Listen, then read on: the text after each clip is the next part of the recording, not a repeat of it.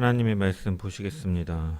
오늘 우리에게 주신 하나님의 말씀은 사도행전 4장 13절에서 22절의 말씀입니다. 사도행전 4장 13절에서 22절의 말씀입니다. 제가 하나님의 말씀을 봉독합니다. 그들이 베드로와 요한이 담대하게 말함을 보고 그들을 본래 학문 없는 범인으로 알았다가 이상히 여기며 또 전에 예수와 함께 있던 줄도 알고 또 병 나은 사람이 그들과 함께 서 있는 것을 보고 비난할 말이 없는지라. 명하여 공회에서 나가라 하고 서로 의논하여 이르되 이 사람들을 어떻게 할까? 그들로 말미암아 유명한 표적 나타난 것이 예루살렘에 사는 모든 사람에게 알려졌으니 우리도 부인할 수 없는지라. 이것이 민간에 더 퍼지지 못하게 그들을 위협하여 이후에는 이 이름으로 아무에게도 말하지 말게 하자 하고 그들을 불러 경고하여 도무지 예수의 이름으로 말하지도 말고 가르치지도 말라 하니 베드로와 요한이 대답하여 이르되 하나님 앞에서 너희의 말을 듣는 것이 하나님의 말씀을 듣는 것보다 옳은가 판단하라. 우리는 보고 들은 것을 말하지 아니할 수 없다 하니 관리들이 백성들 때문에 그들을 어떻게 처벌할지 방법을 찾지 못하고 다시 위협하여 놓아주었으니 이는 모든 사람이 그 된 일을 보고 하나님께 영광을 돌림이라. 이 표적으로 병 나은 사람은 40여 세나 되었더라. 아멘. 말씀을 통한 주의 은혜와 평강이 모인 모든 자들 가운데 넘치기를 축원합니다. 만약에 성도님들에게 어떤 기쁘고 중요한 사건이 생긴다면 여러분들은 어떻게 행동하십니까? 보통은 정말로 중요하고 좋은 소식을 들으면 이것을 혼자만 알고 있기보다는 누군가에게 말하고 싶어지는 것이 일반적입니다. 그래서 가까운 가족들에게 이야기하고 가까운 사람에게 전하기도 하죠. 지난주에 우리는 성전 미문에 앉아있는 사람이 일어나 걷게 되는 사건을 통해서 베드로와 요한이 공회 앞에 서게 되는 장면을 살펴보았습니다. 사도들이 섰던 공회의 자리는 예수님께서 신문을 받으신 자리와 같습니다. 또한 사도들이 공회에서 서게 된 이유 중에 하나는 부활 때문이었는데 공회에서는 부활을 인정하는 이 바리새인들도 있었지만 당시에 권력을 갖고 있던 사두개인들은 부활을 믿지 않았기 때문에 이 사두개인들은 이 사도들이 예수님의 부활을 전하는 것에 대해서 불편하게 여겼고 그래서 그것들이 더 이상 퍼지지 않도록 막으려고 했던 것이죠. 그 자리에서 베드로는 시편의 말씀을 인용하면서 복음을 선포합니다. 건축자들이 버린 돌이 모퉁이의 머리돌이 되었다라고 말씀하고 이것은 예수님께서도 이미 누가복음의 포도원 품꾼 비유를 통해 인용하신 말씀입니다. 사람들이 메시아로 오신 예수님을 거부하지만 하나님께서는 오직 예수 그리스도를 통해서 구원의 반석으로 세우셨다라는 비유의 말씀이었던 것이죠. 그래서 공회에서 신문을 받고 부활에 대해 공격을 받고 이 같은 모퉁이돌 그 비유의 그 시편의 인용의 말씀을 통해서 사도행전은 이 사도들의 사역이 독자적인 행동이 아니라 예수님과의 그 사역의 평행선을 보여주면서 이것이 예수님의 사역 이 승천 이후에도 그분의 사역이 계속해서 이어지고 있다. 성령의 충만함 속에서 제자들을 통해 지속적으로 이루어지고 있음을 보여주는 것입니다. 이 공회 앞에 선 베드로는 그 자리에서 매우 분명하게 선언하였습니다. 너희가 십자가에 못 박았던 그 예수를 하나님께서 살리셨다. 사람들은 메시아이신 예수님을 받아들이지 않고 오히려 그분을 거부하고 배척하였습니다. 하지만 하나님께서는 그 예수를, 그 버림받은 예수를 가장 중요한 돌, 구원의 기초가 되는 머릿돌로 세우셨다라고 선포합니다. 그렇기에 다른 이로서는 구원받을 수 없다. 천하 사람 가운데 구원을 받을 만한 다른 이름을 우리에게 주신 일이 없다라고 결론을 짓는 것이죠. 그렇다면 이 오직 예수 그리스도의 이름으로 구원을 받고 그 이름만이 오직 구원의 길임을 아는 자는 어떻게 살아가는가? 그 이름이 나의 생명이요 나의 구원이라는 사실을 믿는 사람은 그 복음을 어떻게 대하며 살아가는가? 이 질문에 대해서 오늘 본문은 우리에게 보여주고 있는 것이죠. 공회 앞에 선 사도들은 물러서지도 침묵하지도 않고 있습니다. 왜 그렇습니까? 그 이름이 어떠한 이름인지를 그들은 분명히 알고 믿고 있었기 때문입니다. 그래서 우리는 오늘 이 말씀을 통해서 예수의 이름을 믿는 자들이 어떻게 살아가는지를 우리는 다시 한번 말씀을 통해 깨닫고 세상 가운데서 담대함으로 그 이름을 선포해 나가는 주의 백성들로 결단하는 시간 되기를 축원합니다. 본문 13절을 보면은 이렇게 기록되어 있습니다. 그들이 베드로와 요한이 담대하게 말함을 보고 그들을 본래 학문 없는 범인으로 알았다가 이상히 여기며 또 전에 예수와 함께 있던 줄도 알고. 공회의 위협 앞에서 복음을 당당하게 선포하는 사도들을 보면서 공회원들은 당황하며 놀라고 있습니다. 말씀은 먼저 이들이 이 사도들의 담대함을 보고 이상하게 여겼다라고 기록합니다. 여기서 담대함으로 번역된 말은 헬라어로 파레시아라는 단어인데 단순히 겁이 없다라는 수준의 의미를 넘어서서 숨김없이 거리낌 없이 권위 앞에서도 자유롭게 숨기지 않고 모든 것을 말하는 태도를 가리키는 단어입니다. 그래서 지난주에 말씀드린 것처럼 이 사도들이 서 있는 산헤드린 공회에는 유대국 최고의 이 의사결정 기구이면서 최고의 법원, 종교 법정이라고 할 수 있습니다. 그들 앞에는 종교적으로 권력적으로 막강한 권력을 휘두르는 사두개인들이 그리고 또한 종교 지도자들이 각 문파에서 성경을 연구하고 배운 이 바리새인들과 같은 또한 교사들과 같은 자들이 수두룩하게 있는 자리이죠. 또한 그들은 이 사도들을 벌한 권한도 가지고 있는 자들입니다.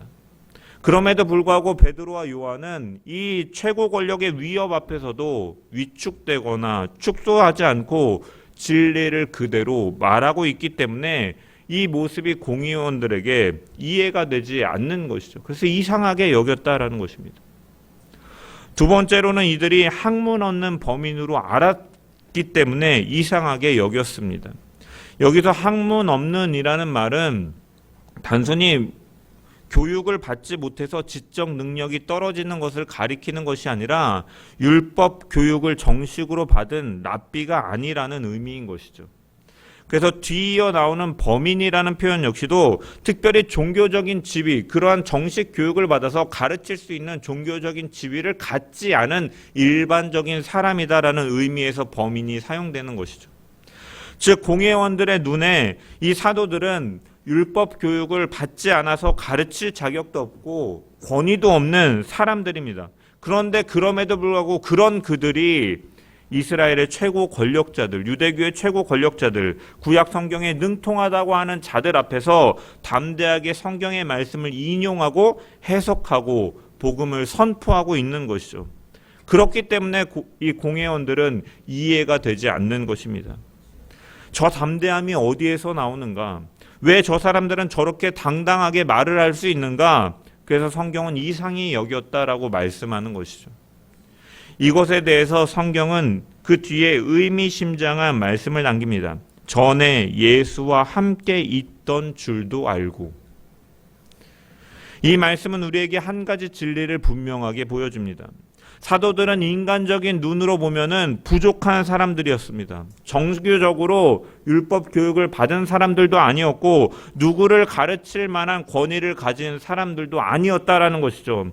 하지만 그들은 담대하게 그리고 말씀을 온전하게 선포하는데 그 이유 중에 하나가 무엇입니까? 그들이 예수와 함께 있기 때문인 것이죠. 있었기 때문입니다. 베드로와 요한의 담대함은 그들의 배움에서 나온 것이 아니라, 그들의 지위에서 나온 것이 아니라 그들이 예수와 함께 있었던 삶에서 나오고 있는 것이죠. 여러분, 베드로를 생각해 보시기 바랍니다. 이 베드로는 어떠한 사람이었습니까? 예수님께서 잡히시던 날에 밤에 사람들 앞에서 예수님을, 그 사람을 알지 못한다 3번이나 부인한 사람입니다. 그래서 마가복음 14장 50절에 보면은 제자들이 얼마나 비겁한 사람들이었는지 이렇게 증언합니다. 제자들이 다 예수를 버리고 도망하니라.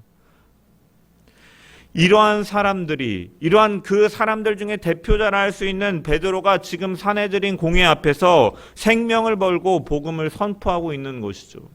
자신이 두려워했던 그 사내들인 공회에, 그 사람들 앞에서 두려워서 도망가고 예수님을 부인하고 저주했던 그 베드로가 이제는 그 앞에서 당당하게 서서 예수님을 담대하게 증거하고 있는 것이죠.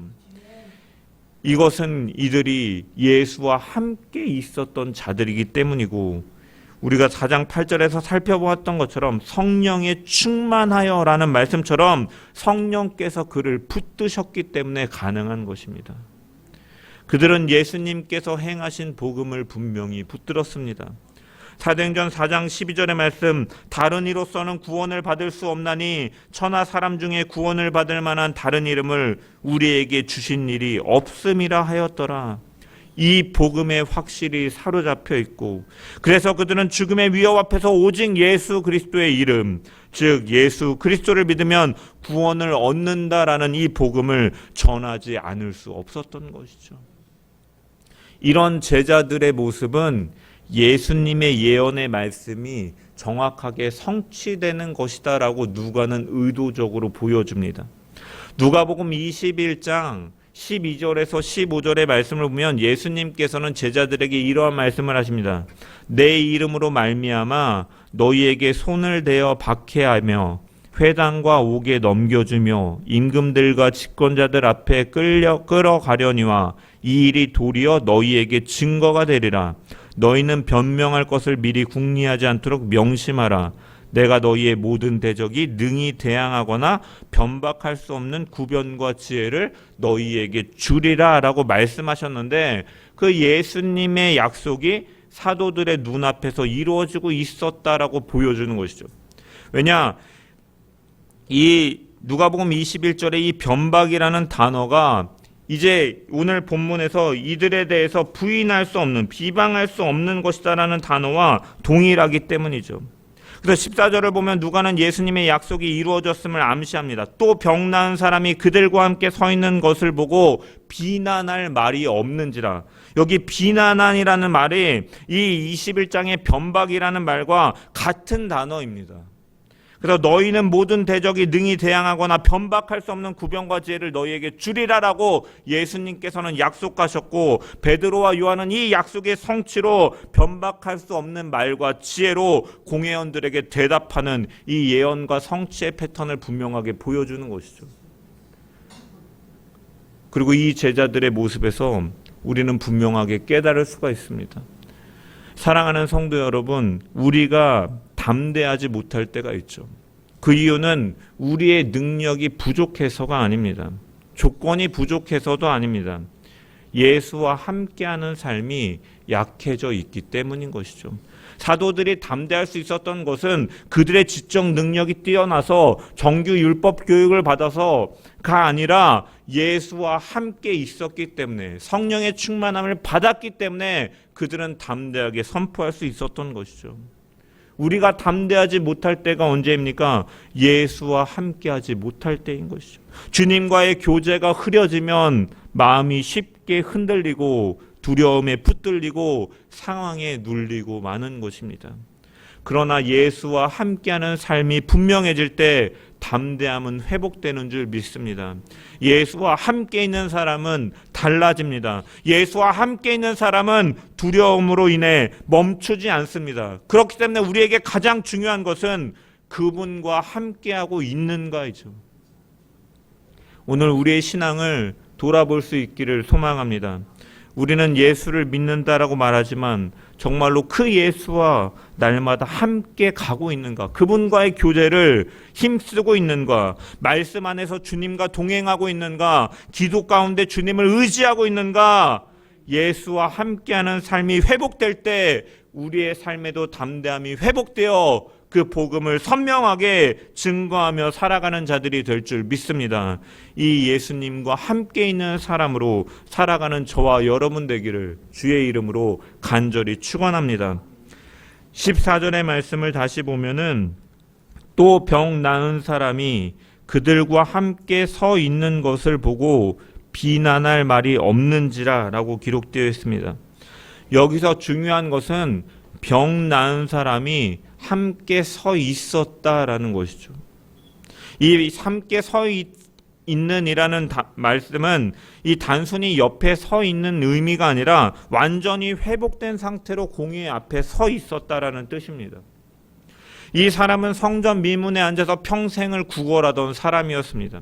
사도행전 4장 22절의 말씀을 보면 그는 40세가 넘은 사람입니다. 수십 년 동안 나면서부터 걸을 수 없었기 때문에 이 40년이 넘는 시간 동안 한 번도 걸어본 적이 없는 사람이 지금 완전히 회복되어서 그 자리에 서 있는 것이죠. 여러분, 그가 어떻게 공회에서 사도들과 함께 서 있을 수 있었는지는 그 과정은 알 수가 없습니다. 그런데 확실한 것은 사도들이 체포될 때 그가 함께 체포되었다라는 말씀이 없고 또 그가 체포될 이유도 없기 때문에 그는 함께 구금되지 않은 상태였던 것이죠. 그런데 공회에서 그가 사도들과 함께 공의원들 앞에 서 있었다라는 것은 무엇입니까? 무엇을 우리가 알 수 있습니까? 그가 의지를 갖고 사도들과 함께 하였음을 우리가 유추해 볼 수 있는 것이죠. 왜 그렇습니까? 그는 자기에게 육신의 치유를 얻게 해준 사도들을 떠나지 않고 증언하기 위해 그 자리에 서 있는 것이죠. 또한 단순히 자신의 육체만을 고친 기쁨에 그가 머물렀던 것이 아니라 베드로와 요한이 이 치유 사건 이후에 선포했던 그 설교들, 예수 그리스도를 통해 그 예수 그리스도에 대한 그 기독론적이고 구원론적인 설교를 통해서 나를 회복시키신 그 이름이 바로 예수 그리스도고 그분 안에 참된 회복과 생명이 있다는 사실을 진리를 발견하고 받아들였기 때문에 그는 이 자리에 서 있는 것이죠. 그렇기 때문에 자기에게 신체의 치유뿐만이 아니라 참된 구원의 진리를 깨닫게 해준 이 사도들이 잡혀가는 것을 바라만 본 것이 아니라 그를 위해 증언하겠다는 책임감을 가지고 그 역시도 담대하게 사도들 옆에서 공회에 서 있는 것이죠. 그는 자기에게 나사렛 예수의 이름으로 일어나 걸으라라고 말하며 자기의 오른손을 잡아 일으켰을 때 그 발목과 발이 힘을 얻어서 뛰어갈 수 있음을, 일어나서 뛸 수 있게 되었음을 확실하게 밝혀야겠다라는 굳은 결심을 가지고 의지를 가지고 그 역시도 이 자리에 서 있는 것이죠. 그래서 담대함으로 공회원들 앞에 그들은 사도의 옆에 서 있는 것입니다. 그가 사도의 옆에 서 있는 것만으로도 다른 이로서는 구원을 받을 수 없나니 천하 사람 중에 구원을 받을 만한 다른 이름을 우리에게 주신 일이 없음이라라고 말한 이 베드로의 증언에 대한 가장 확실한 증거이기 때문이죠. 그렇게 그가 서 있는 사실은 누구나 부인할 수 없는 객관적인 표적입니다. 그래서 성경은 말을 합니다. 그가 서 있기 때문에 비난할 말이 없는지라. 여기서 비난하다라는 말은 헬라어로 안테이페인이라는 말인데 법정에서 반박하거나 논박하는 것을 의미하는 단어입니다. 즉, 이 사건은 신학적으로도 논리적으로도 법적으로도 반박할 수 없는 분명한 사실이었다라는 것이죠. 그렇다면 자연스럽게 이 사실을 이 공회원들은 하나님께서 행하신 일로 인정하고 받아들여야 되는 것이죠. 하지만 공회원들의 반응은 어떠합니까? 전혀 다른 반응으로 나타납니다. 15절의 말씀을 보면은 명하여 공회에서 나가라 하고 서로 의논하여 라고 기록되어 있죠. 여기서 의논하여라는 말은 공식적으로 협의하고 결론을 도출하기 위해서 회의하는 것을 의미하는 것입니다. 즉 그들은 무엇이 진짜인가 무엇이 거짓인가 진리를 찾기 위해 모인 것이 아니라 어떻게 대응하기 대응할 것인가를 결정하기 위해서 모인 것이죠. 이미 답은 내려놓고 이것에 대해서 어떻게 대응할까라는 방법을 찾기 위해서 모인 것입니다. 그러면서 16절에 이렇게 말합니다. 이 사람들을 어떻게 할까? 그들로 말미암아 나타난 표적이 예루살렘에 사는 모든 사람에게 알려져서 우리도 부인할 수 없는지라. 여기서 부인할 수 없다라는 표현은 매우 중요한데, 이 일이 예수의 이름으로 분명히 일어난 사건임을 그들도 알고 있었다라는 것이죠. 부인할 수 없는 사실이다라는 것이에요. 그러나 그 다음 결정이 무엇입니까? 17절입니다. 이 일이 민간에 더 퍼지지 못하게 그들을 위협하여 이 이후에는 이 이름으로 아무에게도 말하지 말게 하자. 퍼지지 못하게 하여라는 것은 더 이상 확산되는 것을 막겠다라는 표현인 것이죠. 그들은 진리를 따르려 하지 않으며 진리가 퍼지려 하는 것을 막고 있는 것이죠. 그 이유는 무엇입니까? 17절과 18절에 그 이유가 분명하게 드러납니다. 이 이후에는 이 이름으로 아무에게도 말하게 하지 말자. 도무지 예수의 이름으로 말하지도 말고 가르치지도 말라. 여기 도무지라는 말은 헬라어로 카톨루라는 말인데, 전혀 절대적으로 말하지 말라. 즉 말하지도 말고 가르치지도 말라. 사적인 대화에서도 예수의 이름을 말하지 말고 공적인 가르침도 하지 말라라고 강하게 금지하고 있는 것이죠. 이들은 표적을 부인하지도 못하고 사실을 인정함에도 받아들이지 못하고 있습니다. 왜 그렇습니까? 증거가 부족하거나 이해하지 못해서가 아니라 이미 마음이 닫혀 있었기 때문이죠. 예수님을 영접하지 않기로 이미 마음을 작정하였기 때문에 부인할 수 없는 사실이었다 하더라도 그들은 받아들이지 않고 이 진리를 막으려 하고 이 진리가 퍼지고 선포되는 것을 막으려고 하는 것입니다. 사랑하는 성도 여러분, 이것이 바로 세상의 모습입니다.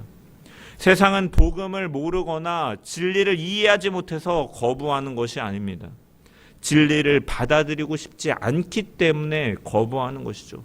빛이신 예수 그리스도의 그 빛이 드러나면 어둠 가운데 있는 추악하고 더러운 모든 죄와 그러한 불의가 드러나기 때문에 그 복음을 거절하는 것이죠. 생명의 빛이신 예수 그리스도를 거절하는 것입니다. 그래서 복음은 언제나 두 가지 반응을 일으키죠. 어떤 사람에게는 생명이 되지만 어떤 사람에게는 거부의 대상이 되는 것입니다. 그래서 복음은 증명해야 할 것이 아니라 선포되어야 할 진리입니다.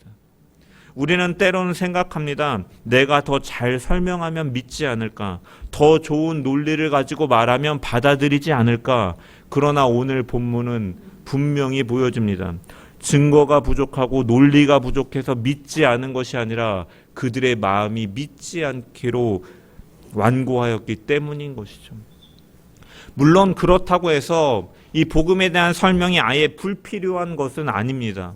우리가 사도 바울을 통해 보는 것처럼 바울은 회당에서 성경을 가지고 강론하면서 예수께서 그리스도이심을 증언하는 일들을 사역 가운데 행하였습니다. 때로는 그 공격하는 자들을 향해서 그 복음의 진리를 변증하는 일도 가졌습니다. 유대인들과 헬라인들 앞에서 이성적으로 복음을 설명하고 납득할 수 있도록 선포하기도 하였죠. 말씀을 풀어주고 이해할 수 있도록 돕는 일을 성실하게 사역으로 감당하였던 것입니다. 그러나 그 결과를 만들어낸 것은 바울의 준비나 논리나 언변이 아니었다라는 것이죠. 바울 자신이 고백합니다. 나는 심었고 아볼로는 물을 주었으되 오직 하나님께서 자라게 하셨나이다. 설명은 필요합니다. 변증도 필요합니다. 그러나 생명을 일으키는 그 결과는 오직 하나님께 속한 일이다라고 바울은 고백하고 있는 것이죠. 그래서 우리가 해야 될 일은 분명한 것입니다. 우리는 최선을 다해 복음을 설명하고 말씀을 바르게 전하고 상대가 이해할 수 있도록 돕지만 그 결과를 바라보면서 하는 것이 아니라 내 힘으로 하겠다라는 그 결과를 바라보면서 행하는 것이 아니라 그 결과는 하나님께 맡기고 다만 우리에게 주어진 영역 가운데 최선을 다해 순종하는 것이죠. 성령께서 마음을 여시지 않으면 아무리 명확한 설명과 논리라 할지라도 사람을 변화시킬 수 없기 때문입니다. 그러므로 우리는 결과로 인해 낙심하는 사람들이 아닙니다. 거절당한다고 해서 복음이 약해지는 것이 아닙니다. 복음은 여전히 하나님의 능력이다라는 것이죠. 단지 그 복음을 받아들이지 않는 마음이 있을 뿐입니다. 그래서 우리는 이 부인할 수 없는 복음 앞에서도 그 이름을 막으려는 세상 속에서 오히려 더 분명하게 예수의 이름을 선포하고 전하는 자들 되기를 주의 이름으로 간절히 축원합니다. 공회원들은 사도들에게 분명하게 명령합니다. 18절의 말씀, 도무지 예수의 이름으로 말하지도 말고 가르치지도 말라. 완전히 입을 막으려는 명령입니다. 사도들은 이 공회의 명령에 따를 것인가 아니면 하나님의 말씀을 따를 것인가 갈림길이 존재합니다. 이때 베드로와 요한이 뭐라고 대답합니까? 19절의 말씀을 우리 다 같이 한번 읽어보겠습니다. 시작. 요한이 대답하여 이르되 하나님 앞에서 말을 듣는 것이 하나님의 말씀을 듣는 것보다 옳은가 판단하라. 여기 옳은가라는 표현은 헬라어로 디카이온이라는 단어인데 하나님 앞에서 의로운가 정당한가라는 것을 묻는 것이죠. 그래서 그들은 하나님 앞에서 무엇이 의로운가를 기준으로 판단하겠다라는 것이죠.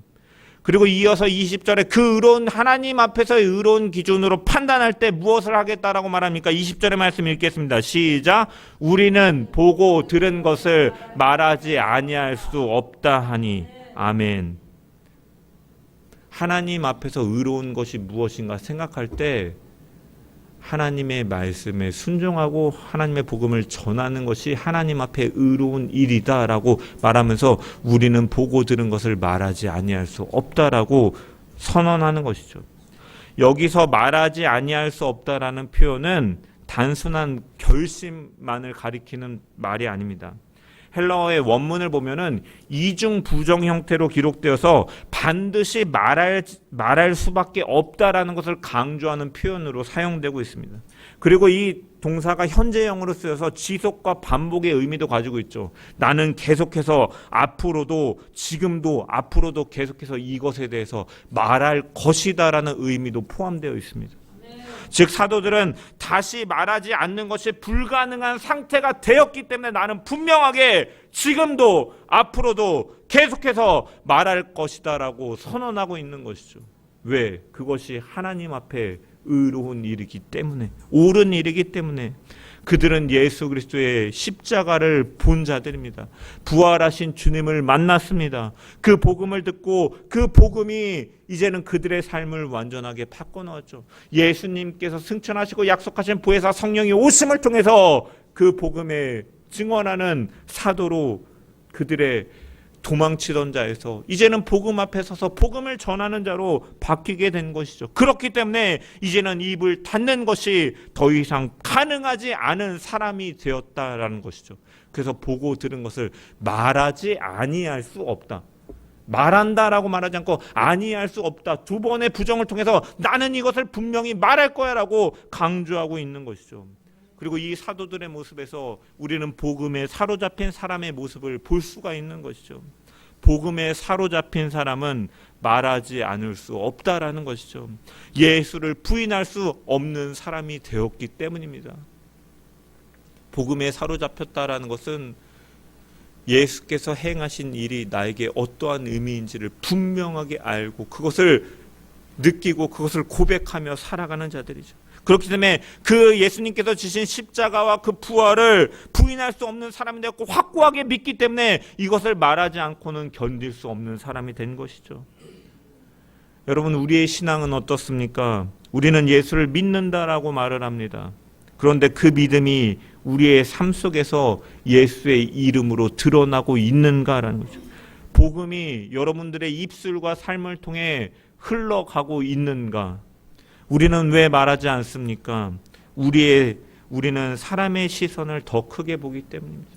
너희의 말이 옳은가? 하나님의 말씀을 따라서 이 복음을 전하는 것이 옳은가? 하나님의 의로움 속에서 우리가 판단하리라라는 이러한 사도들의 말처럼 우리는 때로는 이러한 상황 속에서 우리는 하나님의 말씀보다, 주님의 명령보다 때로는 세간의 시선을 더 크게 보기 때문에 그런 것이죠. 관계가 불편해질까 봐 두렵고 거절당할까 봐 두렵고 그래서 입을 닫게 되는 것이죠.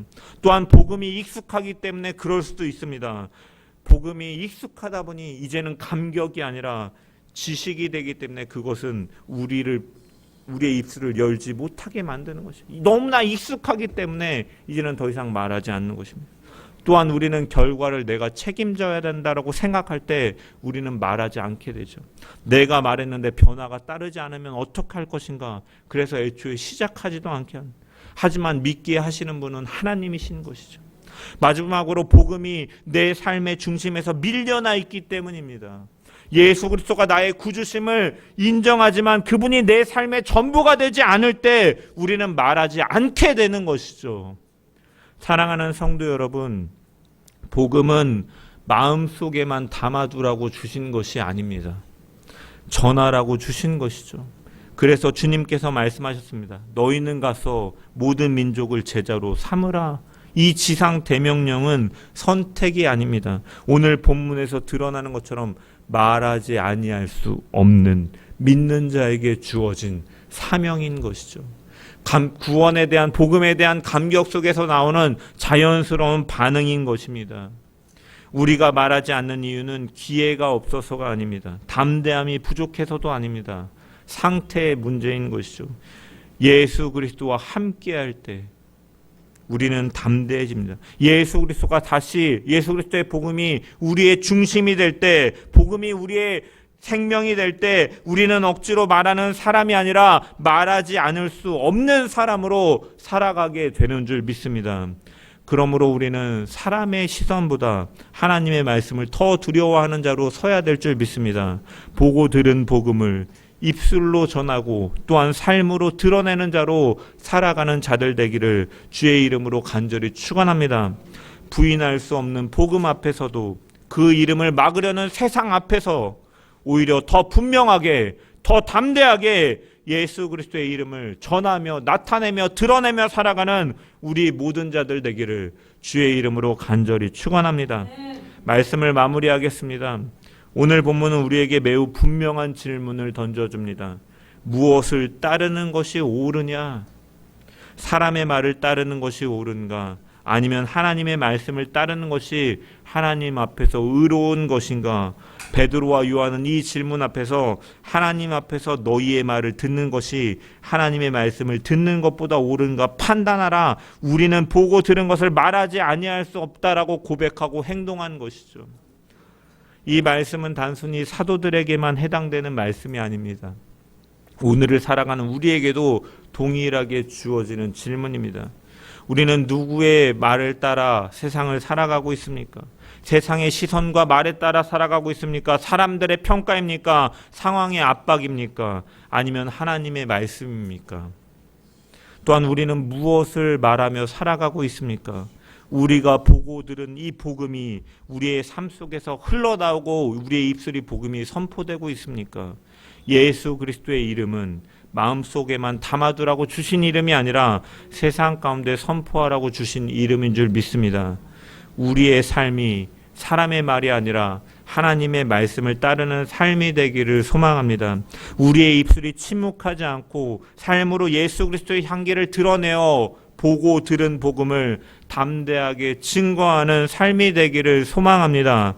우리 세상의 빛교회 성도들이 어떠한 상황 속에서도 흔들리지 않고 오직 예수의 이름만을 붙들고 오직 예수의 이름만을 전하며 말하지 않을 수 없는 사람들로 굳게 서가는 교회요 성도 되기를 주의 이름으로 간절히 축원합니다.